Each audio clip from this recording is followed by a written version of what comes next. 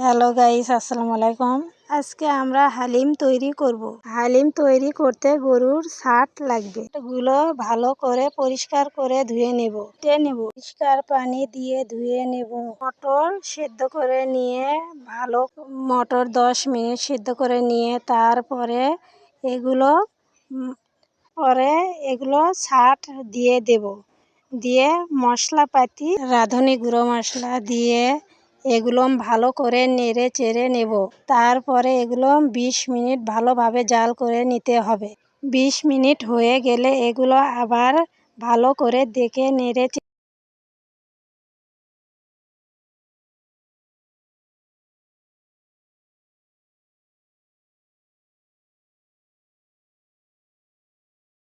এগুলো ভালোভাবে জাল হয়ে গেলে তারপরে এগুলো ভালো পাতিলে ঢেলে নেব।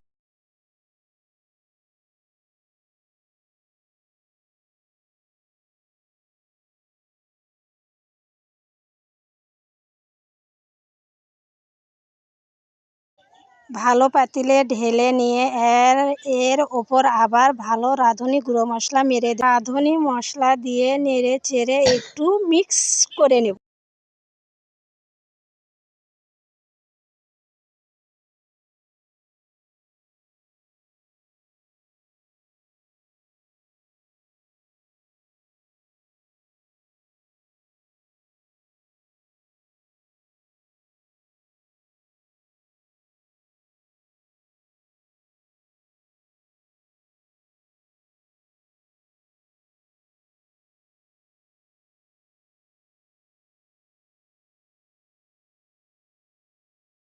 এর জন্য আমরা সালাদ তৈরি করব।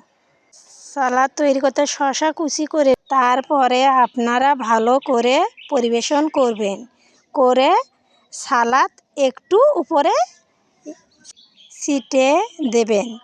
দিয়ে দেখবেন কতটা সুন্দর। আপনারা চাইলে এগুলো বাড়িতে করে খেতে পারেন।